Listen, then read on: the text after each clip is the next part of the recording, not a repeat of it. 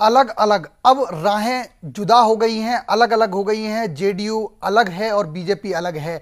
गठबंधन में दरार आ गई है और बीजेपी अलग रास्ते पर और जेडीयू अलग रास्ते पर हो गई है। आज इसका ऐलान हुआ। शरद यादव ने पटना में प्रेस कॉन्फ्रेंस के जरिए नीतीश कुमार और शरद यादव ने इसका ऐलान किया। तो अब सवाल यही है कि बिहार, सबसे पहले कि बिहार की जो सियासत है वो क्या अंगड़ाई लेगी। इसके अलावा लोकसभा की जो तैयारियां हो रही हैं चुनाव की, एनडीए जिस तरह से तैयारी कर रहा था लेकिन एनडीए का एक घटक उससे दूर चला गया, छटक गया।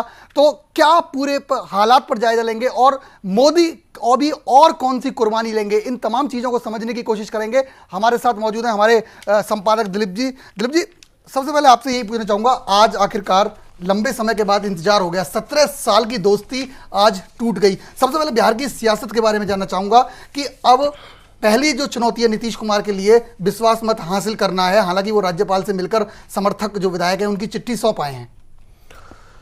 नहीं, इसको आपको दो तरह से देखना पड़ेगा जी। कि ये जो पूरी घटनाक्रम है, क्या ये अचानक से शुरुआत हुई? नहीं, इसका ऐलान आज हुआ और ये औपचारिकताएं जो थी वो पूरी की गई। इसकी शुरुआत बहुत दिन पहले शुरू, कम से कम आप अगर देखें जब से नरेंद्र मोदी ने अपने चुनावी तैयारी के साथ साथ राष्ट्रीय स्तर पर पार्टी में जैसे जैसे उनका कद बढ़ने लगा और नीतीश कुमार लगातार मोदी का विरोध करके अपनी कद को वो लगातार उससे बढ़ा रहे थे या उसको मैच करने का कोशिश कर रहे थे। हालांकि ये गठबंधन दो पार्टी के बीच में जरूर था, बीजेपी और जेडीयू जी, लेकिन गठबंधन के पीछे, टूटने के पीछे अगर आप देखेंगे तो दो व्यक्ति भी हैं और ये दो व्यक्ति महज दो व्यक्ति नहीं है। इसके पीछे भारत की एक बड़ी जो कंफ्यूज्ड सियासत है, जहां किसी एक दल को साफ साफ केंद्रीय स्तर पे एक साफ जनमत प्राप्त नहीं हो सकता है।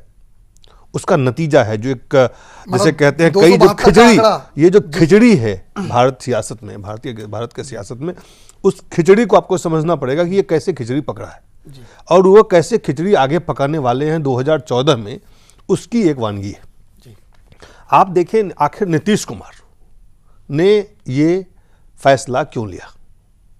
नीतीश कुमार लगातार सत्ता में 15 साल, 17 साल में से 15 साल तो वो लगातार बीजेपी के साथ सत्ता में, केंद्र में, राज्य में बने रहे हैं, मुख्यमंत्री रहे हैं। 10 साल, 8-7 साल से वो मुख्यमंत्री हैं। आखिर अब नीतीश कुमार यहां से कहां जाएंगे? यहां से भी उनको कहीं पहुंचना है। नरेंद्र मोदी लगातार मुख्यमंत्री बने हुए हैं, उन्हें भी पार्टी ने तय किया है, उनको भी कहीं जाना है जी। तो अब दोनों व्यक्ति को जाना है और बीजेपी एक राष्ट्रीय पार्टी के रूप में 2014 के चुनाव में जो चुनौती है उसको नरेंद्र मोदी के सहारे पार करना चाहती है और नीतीश कुमार बिहार तक सीमित नहीं रहना चाहते हैं। चूंकि एक बीजेपी एक ध्रुव है, कांग्रेस दूसरा ध्रुव है और तीसरे ध्रुव की तैयारी तो हो रही है, लेकिन वहां नेता की कमी है जी। वहां कोई व्यक्ति ऐसा नहीं है जो बाकी जिसे कहते हैं थर्ड फ्रंट या फेडरल फ्रंट या तीसरा मोर्चा या कोई ऐसा, उसमें वहां पे नेता नेतृत्व नहीं है। तो मोदी का सीधा सीधा वो विरोध करके अपनी महत्वाकांक्षा को आगे बढ़ाते हुए वो एक ध्रुव बनने का लगातार प्रयास कर रहे हैं। आप देखें कि लगातार यहां तक कि कांग्रेस पार्टी भी नीतीश कुमार का, क्योंकि वो जिस विचारधारा की सिद्धांत की दुहाई देते हैं, बात तो नहीं, जिसकी दुहाई देके वो सियासत में अपनी राजनीति, अपनी सियासत चमकाना चाहते हैं, वहां पे ये तमाम खेल वहां से शुरू होता है। इस खेल की शुरुआत वहां है। इसके कई अलग अलग मायने हैं। इसके सामाजिक, आर्थिक, राजनीतिक, सांस्कृतिक तमाम जगहों पे इसका असर जो होगा वहाँ पे राज्य में भी होगा, केंद्र में भी होगा और इसके जो जितने भी तमाम तरह के जो नतीजे आप सोच सकते हैं उसमें कुछ होंगे, कुछ नहीं होंगे, लेकिन नतीजे बात के बाद। आज क्या हो रहा है? क्या आज बिहार में सरकार को कोई किसी भी तरह की थ्रेट है? मैं मानता हूं कि कोई भी थ्रेट नहीं है, क्योंकि 122 सीट चाहिए, 118 नीतीश कुमार के पास है, जेडीयू के पास है और 118 में से महज 4 जो कांग्रेस और तमाम निर्दलीय 6 हैं, उसमें से 5 जो है नीतीश कुमार को समर्थन देने के लिए तैयार है, मंत्री बनने के लिए तैयार है। की कोशिश करेंगे, वो तस्वीर विधानसभा की दिखाने की कोशिश करेंगे। तो ये जो आंकड़े हैं, ये आंकड़े एक तरफ है, ये आंकड़ों का खेल नहीं है इस वक्त। अब ये आंकड़ों को बढ़ाने का खेल है, अपने महत्वाकांक्षा को आगे ले जाने का खेल है। ये पूरी सियासी घालमेल है जैसे कहते हैं, और इस घालमेल का हिस्सा कौन कौन है, किस तरह से ये घालमेल कहां कहां हो रहा है, ये भी समझने की आवश्यकता है। आज कुछ ऐसे सामाजिक समीकरण हैं, और आप जानते हैं कि भारत की सियासत में जात और धर्म ये 2 अहम मसले हैं। इसके अलावा क्षेत्रवाद, भाषावाद, ये तमाम चीज़ें हैं, ये हथकंडे हैं जिससे सियासी जो हमारे सियासतदान हैं वो लोगों को विभाजित करते हैं और फिर वोट लेते हैं, और फिर अपने सत्ता के जरिए वो अपना स्वार्थ पूर्ति करते हैं। वो देश की या जनता की सेवा करते हैं, ऐसे बहुत कम लोग हैं। और बिहार में नीतीश कुमार इसके माहिर माने जाते हैं। उन्होंने एक सामाजिक समीकरण को जोड़ा, जिसे सोशल इंजीनियरिंग कहते हैं। उन्होंने यादव को हटा करके अति पिछड़ा बनाया। जो पहले अदर बैकवर्ड कास्ट होता था, ओबीसी यानी अदर बैकवर्ड कास्ट, पिछड़ा वर्ग में उन्होंने यादव को हटा के अति पिछड़ा बनाया। लालू के एमवाई समीकरण से थोड़ा आगे बढ़ गए, कई सारे समीकरण से आगे बढ़े, और उन्होंने ओबीसी के नीचे एक यादव को हटा के एमबीसी, मोस्ट बैकवर्ड कास्ट, अति पिछड़ा वर्ग बनाया। अब अति पिछड़ा में चूंकि नीतीश कुमार जिस कास्ट से आते हैं उसकी संख्या बहुत कम है, उसकी संख्या बिहार में 2% के आसपास की है। अब उन्हें पता है कि ये 2% वोट उनको सत्ता में सदा बना के नहीं रख सकते। जाहिर है इसके लिए उन्हें नए समीकरण की तलाश हमेशा रहती है। और नरेंद्र मोदी, आप अगर आज सुशील कुमार ने जो बयान दिया उसको अगर ध्यान से आप देखें, सुशील मोदी ने जो उप मुख्यमंत्री थे और नीतीश के बहुत ही करीबी थे, जेडीयू गठबंधन के सबसे बड़े पैरोकार थे, उन्होंने लगातार कहा भी था कि जब से हमारी सरकार चल रही है कोई दिक्कत नहीं आई तमाम तरह के। आज वो क्या कहते हुए नजर आए कि ये एक साजिश है, ये कह ले, या एक पिछड़ी जाति के एक नेता आज देश के प्रधानमंत्री बनने के दौर में है, रेस में है, तो उसको रोकने का प्रयास कर रहा है कौन? नीतीश कुमार। ये नीतीश कुमार, लालू प्रसाद यादव, रामविलास पासवान, शरद यादव कहने को तो समाजवादी हैं ये, लेकिन ये तमाम लोगों ने देश की जातीय व्यवस्था को सियासी फायदों में बदला है। और कभी ये काम लालू प्रसाद यादव बखूबी करते थे, बिल्कुल, उनका मुस्लिम और यादव समीकरण था जिससे वो सत्ता में रहते थे। नीतीश कुमार ने पासवान को निकाल के महादलित बना दिया, यादव को निकाल के अति पिछड़ा बना दिया, और अगरों के साथ, बीजेपी के साथ गठजोड़ करके उन्होंने बिहार के सत्ता पे कब्जा किया। अब कब्जा करने के बाद इसके आगे कहां जाते हैं? अब जब नरेंद्र मोदी आ रहे हैं, जिससे आज सुशील मोदी कह रहे हैं कि वो पिछड़ों के नेता है। अब तक आप सुनते रहे गुजरात में वो विकास पुरुष है, देश में विकास पुरुष है, तो नहीं, नया शब्द नहीं है, ये नया शब्द बिल्कुल नहीं है। आप देखिए सुशील मोदी कहां पे है। सुशील मोदी बिहार में है, और बिहार में जातीय समीकरण ही सत्ता को बिगाड़ता है और बनाता है सत्ता के समीकरण को। जिसके पास जातीय समीकरण है उसके पक्ष में सत्ता का समीकरण बनता है। और ये पहले लालू बनाते थे, उससे पहले कांग्रेस पार्टी बनाती थी, उसके बाद नीतीश बना रहे हैं। और नीतीश के बाद आज जिस कार्ड को सुशील कुमार मोदी ने खेला है, आज बिहार में या उत्तर प्रदेश में, ये 2 ऐसे जगह है जहां caste politics is the dominant politics. सबसे मजबूत अगर राजनीति जो लोग हैं यहां पे जमीन पे, वो इसलिए नहीं है कि वो देश की सेवा कर रहे हैं, राष्ट्र की सेवा कर रहे हैं, उनकी कोई नीति है, उनका कोई सिद्धांत है। ये सिद्धांत की बात जरूर करते हैं, सेकुलरिज्म की बात जरूर करते हैं, लेकिन वही सेकुलर कल तक लालकृष्ण आडवाणी को रोकने वाले, अरेस्ट करने वाले लालू प्रसाद यादव मुसलमानों के चैंपियन बने। बिल्कुल। मुलायम सिंह यादव अयोध्या में गोली चलवा के मुसलमानों के चैंपियन बने। नीतीश कुमार मोदी को रोक के मुसलमान का चैंपियन बनना चाहते हैं। अब उस चैंपियन बनने में मुसलमान उनके साथ आता है या नहीं आता है। अब इसके लिए कांग्रेस नीतीश के साथ कोई गठबंधन करे या ना करे, कैसे करे, कब करे, किस तरह से हो, तो ये समीकरण कैसे बैठेगा। लेकिन वोट बैंक की सियासत है ये तमाम जो लड़ाई इस वक्त आप देख रहे हैं भारत में, चाहे वो यूपीए में हो, चाहे वो एनडीए में हो, चाहे तीसरे मोर्चे में हो, चाहे फेडरल फ्रंट में हो, ये है क्या 2014 से पहले का एक सियासी कसरत है जिसमें तमाम दलों को अपना अपना वोट बैंक वो नजर आ रहा है। चूंकि विभाजित समाज है, या समाज अगर विभाजित नहीं भी है तो हमारी सियासत विभाजित है, और वो समाज को विभाजित करके सत्ता पाना चाहती है।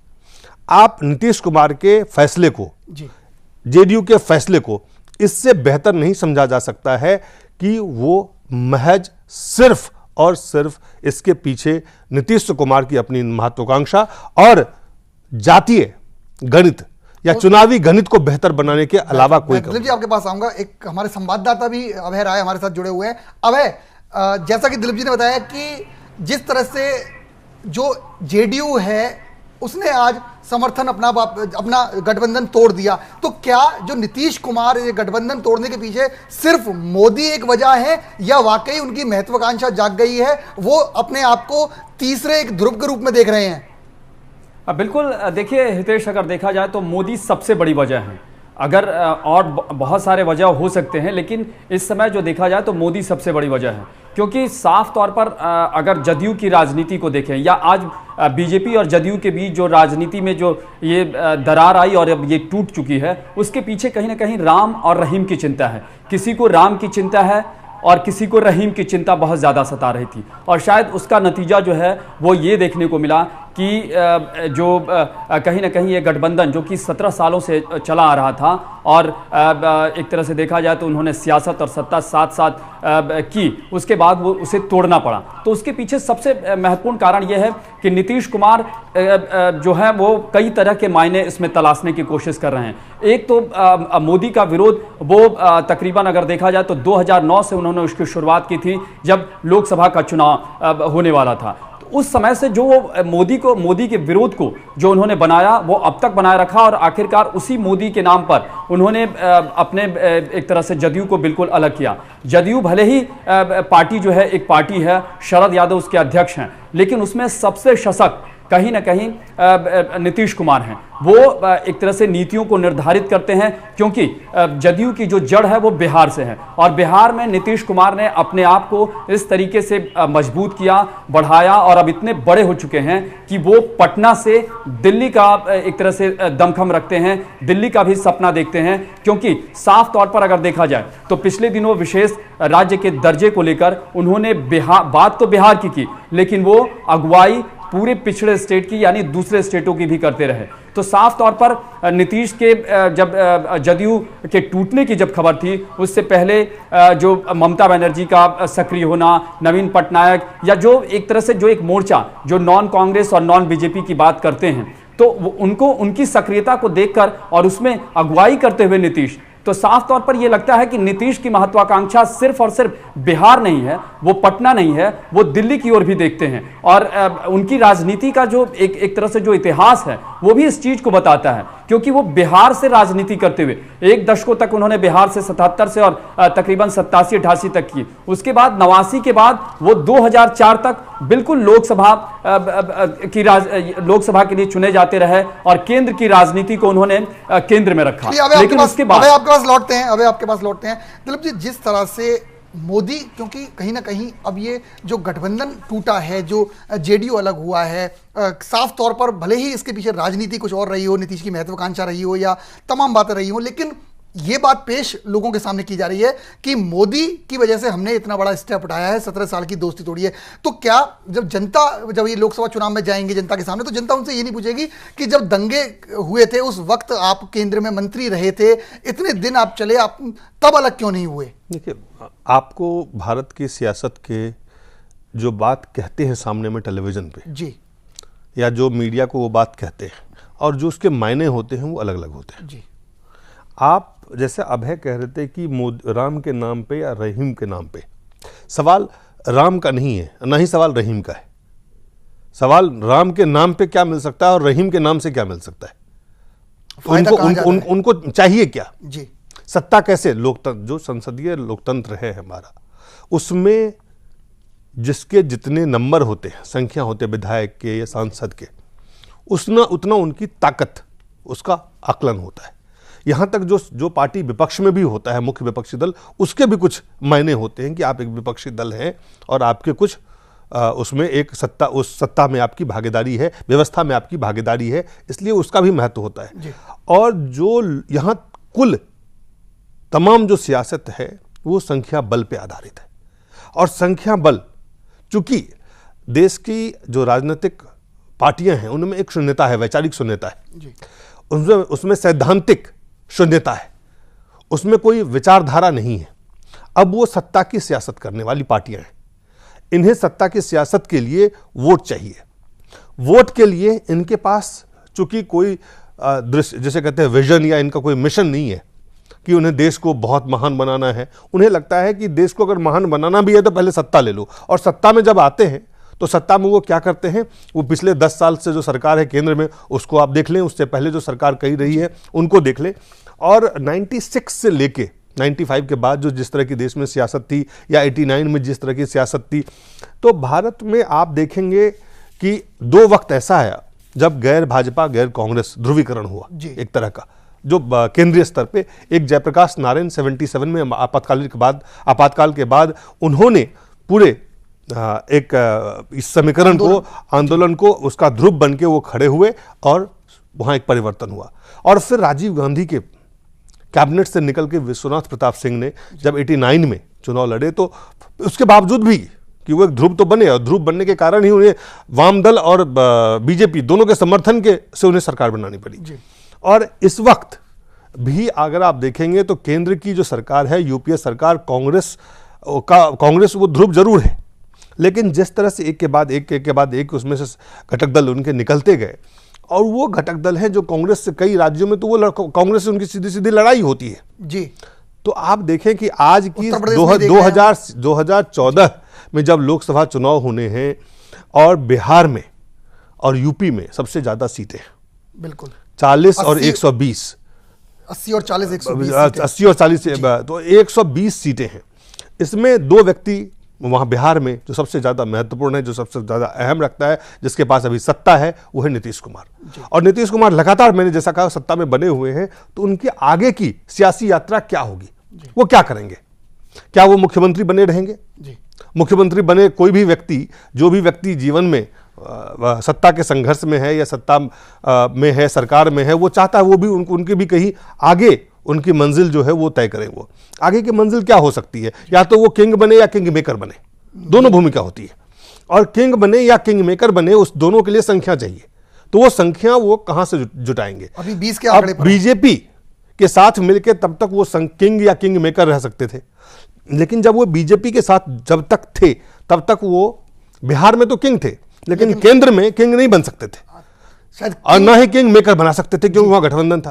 तो अगर ऐसी स्थिति हो जहां ना आप किंग हैं और ना किंग मेकर हो, तो वहां पे आप अपना रास्ता, नए रास्ते की आप तलाश करते हैं। 2 कदम और ये नीतीश कुमार के उसी रास्ते की तलाश का एक परिणाम है, जो साफ साफ हम कई रणनीति है एक तरह से। रणनीति अगर नहीं भी माने तो उनके आगे बढ़ने की एक लालसा है, महत्वाकांक्षा है, सत्ता पाने की, और सत्ता में उनकी अहम भूमिका है। इसकी कामना हर राजनीतिक सियासत दल के नेता करते हैं। अब एक चीज आपने देखी होगी, जिस तरह से जेडीयू की बात करें, एक तरफ बीजेपी से दोस्ती तोड़ने की तैयारी कर रहा था, तलाकनामा तय कर रहा था, लेकिन दूसरे तरफ जो नीतीश कुमार थे, वो उनके लिए सबसे प्राथमिकता जो थी वो सरकार को बचाने की थी, निर्दलीय विधायकों का जुगाड़ करने की थी। तीसरी तरफ जो थर्ड फ्रंट की बात आ रही थी, जो फेडरल फ्रंट की बात आ रही थी, वो वहां भी उन संभावनाओं से भी इनकार नहीं कर रहे थे। तो जो नीतीश कुमार हैं वो कहीं ना कहीं एक तीर से, जेडीयू के एक तीर से कई निशाने साध रहे हैं।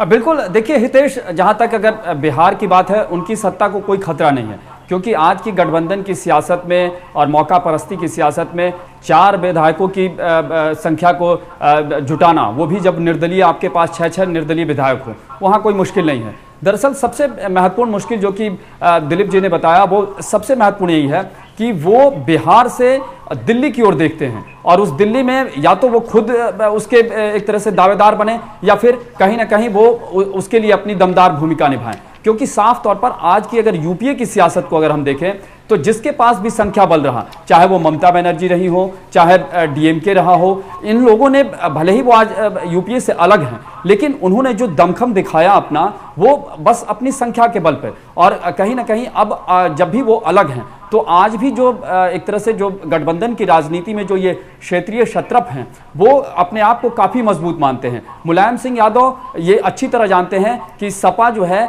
उसके पास इतनी ज्यादा संख्या नहीं होगी कि अकेले दम पर मुलायम सिंह यादव प्रधानमंत्री बन जाए, लेकिन तब भी वो सपना देखते हैं।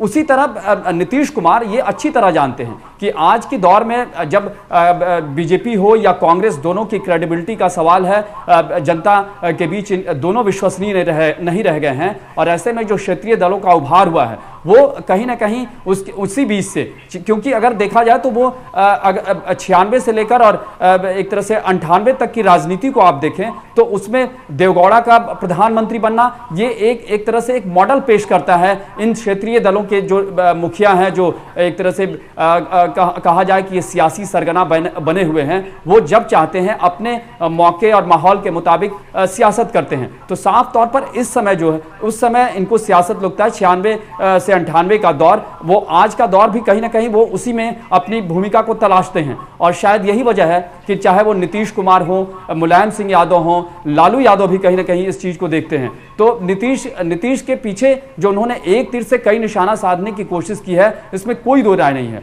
जी दिलीप जी, जैसा कि जब भी लोकसभा चुनाव आते हैं उस वक्त एक तीसरे फ्रंट की आहट उठती है और एक बड़े नेता का नाम भी आता है कि ये शायद प्रधानमंत्री के लिए लॉबिंग करेंगे या तमाम बातें। सबसे पहले अगर बात करें, जहां तक बहुत ज्यादा पीछे नहीं जाएंगे, कुछ पीछे जाते हैं, तो मुलायम सिंह का नाम पहले इसके लिए आगे आता रहा, उसके बाद मायावती का भी नाम गाहे बगाहे आता रहा। लेकिन अब जो अगर हम बात करें, कहीं ना कहीं नीतीश कुमार क्या सबसे मजबूत दावेदार बनकर उभरेंगे अगर हम तीसरे विकल्प की बात करें तो? अभी तो तीसरा विकल्प बहुत दूर की बात है। अभी तो पहले जो उन्होंने, नीतीश कुमार ने जो विकल्प उनके पास था जी, उस पर उन्होंने फैसला लिया। उनका विकल्प था कि क्या वो बीजेपी के साथ अपनी आगे की भूमिका जी और आगे की जो उनकी अहम भूमिका बन सकती है, क्या उन्हें लगा बीजेपी के साथ रह के उनका जहां तक जो भी कर सकते थे वो उन्होंने कर लिया है। अब इसके आगे बीजेपी के साथ उन्हें कोई बहुत सियासी फायदा नहीं होना है। और आप देखें कि 17 साल में जो पार्टी, कल तक आडवाणी जी अगर कम्युनल हैं, सेकुलर है, तो मोदी कम्युनल कैसे है? तो इस बात को जनता अब देश के मतदाता इन चीज़ों को जानता है कि कम्युनल और सेकुलर से कुछ नहीं होता है। लेकिन देश का एक बहुत बड़ा वर्ग, एक समुदाय है जो नरेंद्र मोदी को पसंद नहीं करता है। और बिहार में जिन मतदाताओं की जो परसेंटेज है, प्रतिशत है, मत प्रतिशत है, वो 16% के आसपास का है। अब 16% एक वर्ग विशेष का वोट, मुसलमान का वोट, किसी के लिए भी अगर उसे पता है कि आपके सामने एक ऐसा व्यक्ति है जिसको यह समुदाय पसंद नहीं करता है, और इस समुदाय के पसंद के हिसाब से अगर आप भी उसको पसंद नहीं करेंगे तो आप स्वाभाविक मित्रता आप में हो सकती है। और नीतीश कुमार ने बस और कुछ नहीं किया है जी, इसी चीज को भुनाने का प्रयास किया है। नंबर 1, आप इस बात को बहुत साफ समझे कि मुस्लिम वोट बैंक हासिल करने की ये वो कवायद है जिसे नीतीश कुमार जैसे सियासी व्यक्ति को पता होता है कि जो लोग आज, जो मुसलमान मोदी को अगर कोई भी चाहेंगे, बिहार में, यूपी में, देश में अगर कोई एक ऐसा वर्ग है जो नरेंद्र मोदी को रोकना चाहेगा तो सिर्फ और सिर्फ मुसलमान है, क्योंकि वो गुजरात के 2002 दंगे को नहीं भूलना चाहते हैं। वो 1992 के दंगे, जो बाबरी मस्जिद का जो गिरा दिया गया था, वो भी नहीं भूले हैं, लेकिन वो बहुत पीछे छूट गया है। उसके लिए जो लोग, लालकृष्ण आडवाणी आज उनके लिए, नीतीश कुमार के लिए सेकुलर बन चुके हैं, लेकिन नरेंद्र मोदी सेकुलर नहीं बने हैं। लेकिन नरेंद्र मोदी से उनको 2 खतरा है। एक फायदा है कि मुसलमान वोट उनके पक्ष में आएगा, वो 16% है, अगर उसमें से 10% भी आए तो बहुत ही ज्यादा, बहुत फायदा का है। दूसरी बात उसका हितेश जो है कि एक तरफ जो मुसलमान वोट का फायदा है, दूसरी तरफ जो उनको डर है वो ये डर है कि जो उनका महादलित और अति पिछड़ा जो वोट बैंक है, वो आके नरेंद्र मोदी उसमें सेंध लगाएंगे ही नहीं, बल्कि उसको ध्वस्त कर देंगे। तो एक डर यहां पे है और एक फायदा वहां पे है। तो ये डर एक तरफ गेन है, एक तरफ जैसे हारने का, खोने का डर है। तो खोने का भय और लालच का नतीजा है नीतीश कुमार का ये फैसला। भय क्या है कि उनके जो पिछड़े वोट बैंक है उसमें उसको नरेंद्र मोदी ध्वस्त कर सकता है, और लालच क्या है कि उसके उनको मुसलमान वोट जो है 16% मिल सकता है। तो ये भय और लालच इस फैसले के पीछे है। और तीसरी बात अगर है तो वो है मोह। अगर इसे देखेंगे कि उनको कुर्सी का मोह बहुत ज्यादा है, उनको आने वाले समय में वो किंग और किंग मेकर दोनों की भूमिका में आना चाहते हैं। तो ये तीन बात को अगर आप देखें, जो बहुत स्वाभाविक हर इंसान में होता है, तो ये तीन बातें जो है ऐसी है जिसको कि अगर आप कैसे भी विश्लेषण करें आप, तो लगेगा कि किसी भी राजनेता के लिए अगर ऐसी स्थिति पैदा हो तो वो फैसला यही करेगा। और ये बड़ा स्वाभाविक सा फैसला है, मुझे नहीं लगता है कोई अस्वाभाविक फैसला है। बीजेपी के लिए भी इस फैसले को स्वीकार करना और फैसले नकारना, उसमें कोई फायदा नुकसान नहीं है। आज सुशील मोदी ने और नीतीश कुमार के बयान में, शरद यादव के बयान में और यहां बीजेपी के प्रवक्ता के बयान में आप देखें तो साफ साफ झलकता है कि उसमें कहीं कोई भारत के देश की तरक्की, राज्य की तरक्की, राज्य की जनता की के लिए काम करना और राज्य के राष्ट्र का निर्माण करना, यह राष्ट्र निर्माण नहीं है, यह सत्ता निर्माण के लिए तमाम सियासी कसरत है। 272 के आंकड़े को छूने की कैसे भी कोशिश है। अब एक सवाल जो हर आदमी के दिमाग में इस वक्त चल रहा है कि ये गठबंधन टूटने का नुकसान किसको होगा ज्यादा, बीजेपी को या जेडीयू को? देखिए हितेश, ये तो बिल्कुल वक्त बताएगा कि कौन कितना नुकसान होगा, लेकिन जो दोनों के दाव और जो दावे थे उसके पीछे साफ तौर पर अपने आप को मजबूत करना था। नीतीश कुमार के लिए, जैसा कि दिलीप जी ने बताया, कि सबसे निर्णायक जो उनके लिए ये लगता है कि जो मुस्लिम वोट, क्योंकि आपको याद होगा कि 2009 में आडवाणी को रोकने के लिए मुसलमानों ने कहीं ना कहीं कांग्रेस को चुना, और उसके बाद उस कांग्रेस की क्या स्थिति हुई, वो 200 सीटों के आंकड़े को उसने पार किया। उत्तर प्रदेश ऐसे राज्य में जहां लग नहीं रहा था कि जमीनी स्तर पर कांग्रेस ने बहुत बड़ी तैयारी की है, उसके बावजूद वहां 20 से ज्यादा सीटें। तो ये जो समीकरण है वो नीतीश के दिमाग में बहुत पहले से है। नीतीश अच्छी तरह जानते हैं कि वहां भले ही लालू यादव वो एक तरह से मुसलमानों के सबसे बड़े रहनुमा के तौर पर कभी थे, आज भी होंगे, ऐसा बिल्कुल उससे इनकार नहीं किया जा सकता है। रामविलास पासवान थोड़े बहुत हैं, कांग्रेस पार्टी वहां बिल्कुल जमीनी स्तर पे एक तरह से नगण्य की स्थिति में है। तो इसलिए नीतीश कुमार ये देखते हैं, एक तो वो सत्ता में है और उन्होंने जो सत्ता में रहने के बाद पसमानदा मुसलमान हो या जैसा कि अति पिछड़ा और महादलित और पसमानदा मुसलमानों के साथ साथ जो मुसलमानों की उन्होंने राजनीति की है, क्योंकि मोदी के नाम पर सिर्फ अगर जदयू का बीजेपी से टूट हुआ है तो इसके पीछे सबसे बड़ी वजह मोदी है, इससे बिल्कुल इनकार नहीं किया जा सकता। क्योंकि साफ तौर पर शरद यादव ने भी यही कहा कि एनडीए राष्ट्रीय एजेंडे से भटक चुका था। धर्मनिरपेक्षता के दिल्ली में हो या पटना में, नीतीश ने जब भी आया धर्मनिरपेक्षता को सबसे ज्यादा तवज्जो दी। जबकि वही बात जैसा कि दिलीप जी ने कहा कि आडवाणी अगर अयोध्या आंदोलन के अगुवा नहीं तो आरोपी भी हैं वो। मोदी गुजरात दंगों के आरोपी अभी तक नहीं है, बावजूद उसके उनको ये लगता है कि आडवाणी धर्मनिरपेक्ष हैं और मोदी जो हैं बिल्कुल सांप्रदायिक हैं। तो साफ तौर पर नीतीश की मंशा को, उनके मंसूबे को आराम से समझा जा सकता है। लेकिन जहां तक जैसा कि सबसे महत्वपूर्ण जो चुनौती जो है वो बीजेपी के लिए इसलिए है कि जब तक दोनों लोग थे, यानी दोनों साथ लड़ रहे थे, तो इसका फायदा बेशक, क्योंकि 2010 के अगर आंकड़े को देखें तो उसमें बीजेपी और जदयू ने मिलकर कहीं ना कहीं बिहार के पूरे विधानसभा की तकरीबन 80 से 80% से ज्यादा सीटों पर कब्जा जमाया। और ये अपने आप में इस चीज को बताता है कि अगर वो टूटते हैं तो साफ तौर पर उसका नुकसान जो है वो दोनों को हो सकता है। लेकिन जहां तक सबसे जो नीतीश के लिए जो महत्वपूर्ण बात है, क्योंकि वहां कुछ सीटें ऐसी हैं, तकरीबन कुछ जिलों में ऐसी संख्या मुसलमानों की है जो बिल्कुल निर्णायक साबित होती है,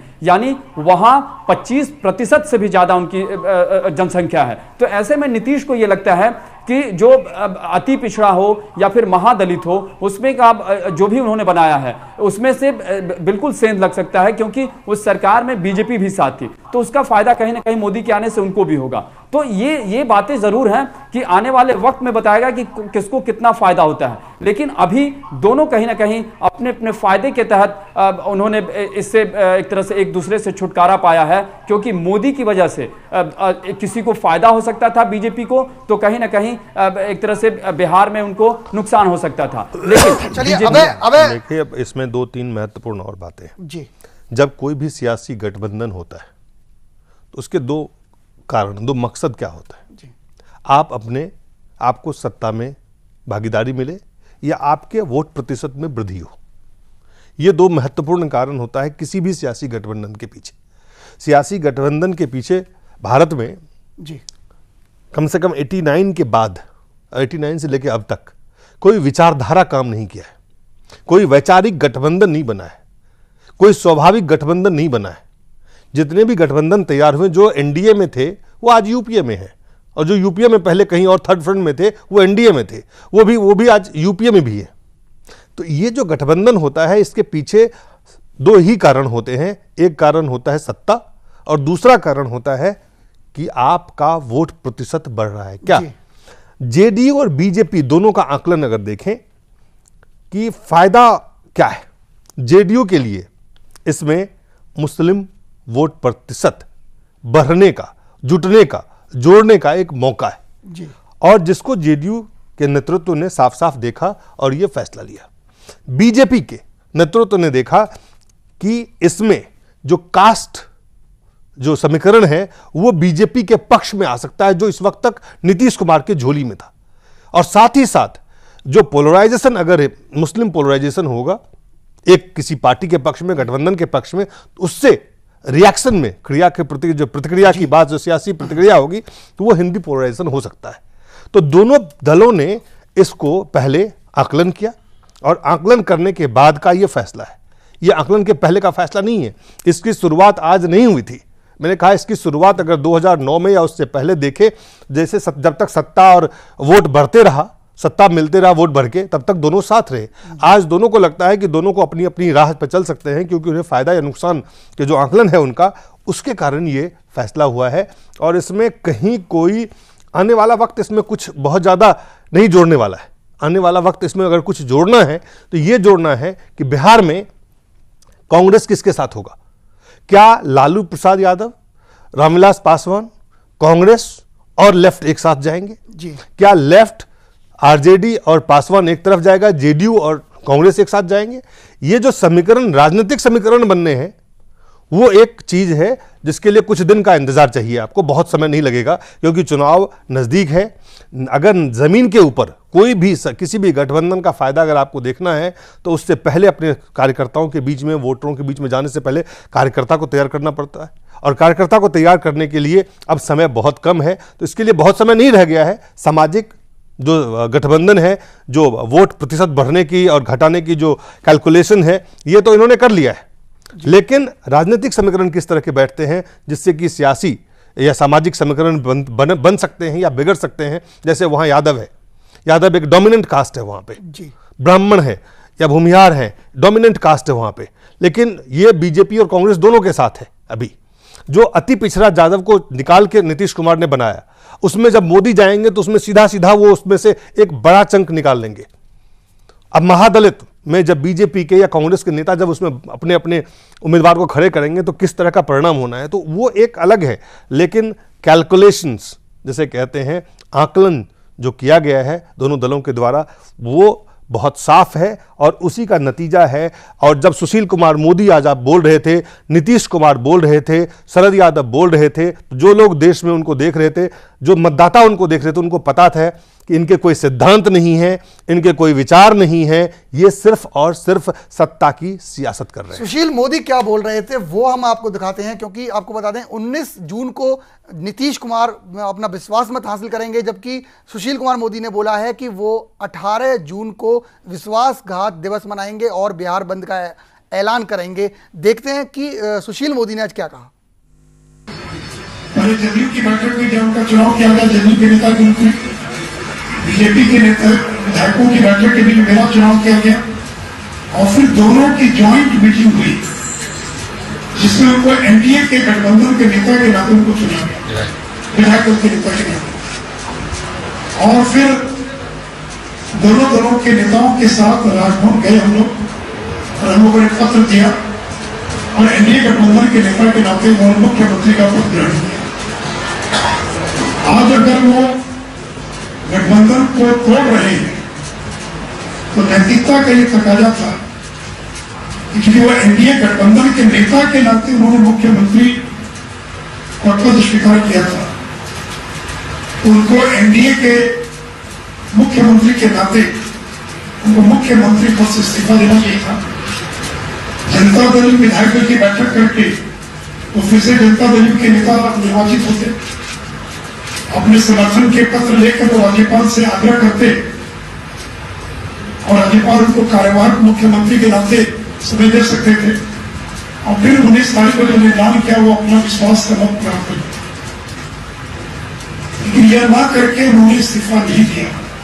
तो ये तो मैं उनसे आग्रह करूंगा कि उनको वो एनडीए विधानमंडल के नेता के नाते वो चुने गए थे, इस नाते वो मुख्यमंत्री बने थे, इसलिए उनको उस नाते इस्तीफा देना चाहिए। तो यहाँ पर एक ब्रेक लेंगे, लेकिन ब्रेक के बाद जब लौटेंगे तो बात करेंगे बीजेपी को लेकर कि क्या अब मोदी को लेकर जो फैसला करने की तैयारी में बीजेपी है उस पर कितना असर पड़ेगा, कितना नुकसान होगा बीजेपी को या कितना फायदा होगा, बीजेपी की उस तमाम सियासत पर जानने की कोशिश करेंगे। अभी लेंगे एक छोटा सा ब्रेक।